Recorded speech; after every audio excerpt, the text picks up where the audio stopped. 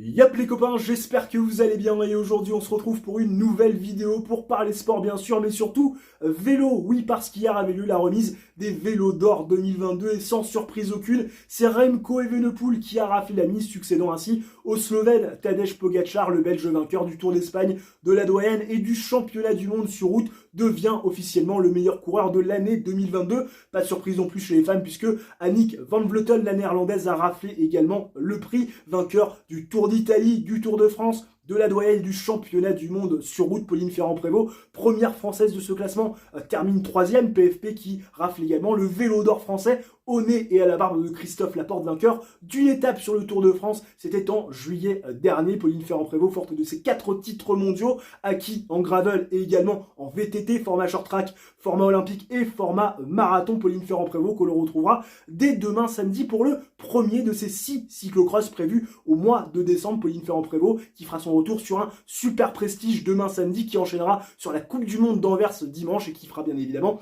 4 autres cyclocross d'ici à la fin de l'année, en vue bien évidemment de préparer l'unique objectif de sa saison, en tout cas dans les sous-bois, à savoir les championnats du monde qui se tiendront en février prochain du côté des Pays-Bas. Pauline Ferrand-Prévot qui avait fait son retour dans les sous-bois au mois de novembre, après quelques années d'absence, c'est vrai, sur le Koppenberg Cross et également sur les championnats d'Europe à Namur, sans grand succès, il est vrai, mais Pauline Ferrand-Prévot qui était revenue pour se tester et surtout pour voir où elle en était. J'imagine qu'elle a travaillé, qu'elle a continué à faire du jus, à se repréparer spécifiquement dans cette discipline pour préparer bien évidemment son objectif dans les sous-bois qui seront en février prochain pour ces championnats du monde aux Pays-Bas. Mais nous, aujourd'hui, nous allons nous intéresser dans cette vidéo au choix de Remco Evenepoel qui officiellement a annoncé sa participation pour le Tour d'Italie 2023. Certaines rumeurs l'annonçaient sur le Tour de France dès l'an prochain, surtout après sa victoire lors du Tour d'Espagne. C'était en août dernier, puis finalement on a décidé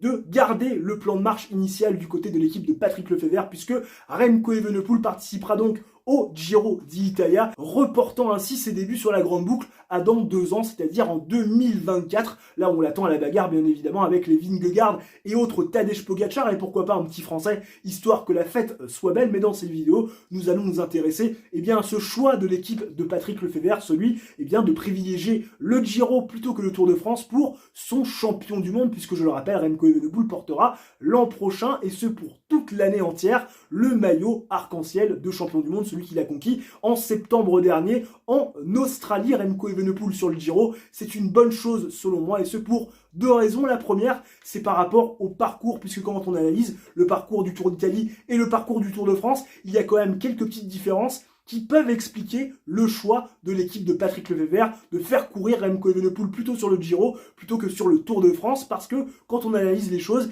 il y aura 70 km de chrono sur le Giro contre seulement 22 du côté du Tour de France. 70 km donc de contre-la-montre répartis en 3 chronos bien distincts sur le Giro d'Italia, avec un chrono en côte en toute fin de 3e semaine qui se fera à la fraîcheur. On imagine que si l'ami Remco Evenepoel réagit aussi bien en 3e semaine lors du Giro que ce qu'il avait réagi lors du Tour d'Espagne, ça va très bien se passer. Surtout que le garçon, avant d'être à l'aise quand la pente s'élève, est avant tout un rouleur naturel. Et d'ailleurs, en parlant de grimpette, il y aura certes une arrivée au sommet de plus sur le Giro que sur la prochaine grande boucle, 5 contre 4, mais en termes de dénivelé positif, il y en aura plus lors du Tour de France tracé par Christian Prudhomme que lors du prochain Giro d'Italia. Et oui, aussi bizarre que ça puisse paraître, sur le Tour d'Italie l'an prochain, vous retrouverez 51 000 mètres de dénivelé positif contre 56 000 mètres sur la prochaine grande boucle. Et oui, on a décidé de tracer un tour extrêmement montagneux sur le prochain Tour de France, qui peut expliquer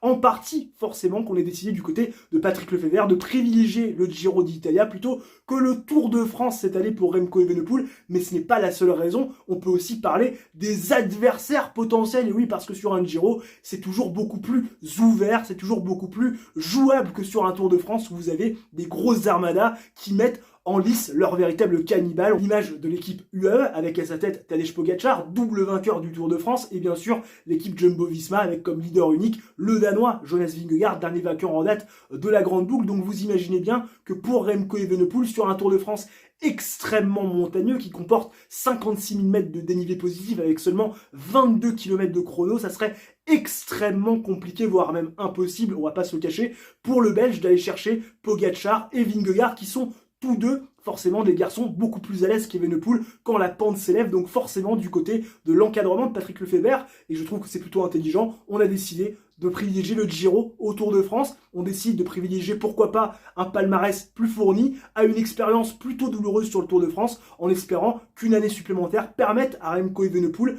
de progresser suffisamment pour se mettre au niveau des Pogacar et des Vingegaard, parce que c'est ce que la Belgique attend et c'est ce que les fans de vélo de manière générale attendent aussi, hein, parce qu'on imagine que ça pourrait être assez sympathique de retrouver un successeur à Eddy Merckx, surtout avec une bataille qui s'annonce assez impressionnante avec des Pogacar et des Vingegaard, et pourquoi pas un petit français aussi, histoire que la fête soit totalement complète. En tout cas, n'hésitez pas dans les commentaires à mettre ce que vous allez penser de ce choix de Remco Evenepoel et de cette équipe Alpha Vinyl concernant le grand tour que va viser le petit cannibale belge. Je me ferai un plaisir de vous lire dans les commentaires. Si la vidéo vous a plu, n'hésitez pas à réaliser votre coup du chapeau, le like, l'abonnement, l'activation de la cloche. Ça mange pas de pain, c'est totalement gratuit. On se retrouve très prochainement pour une nouvelle vidéo. D'ici là, portez-vous bien. Ciao, bye bye et à la prochaine.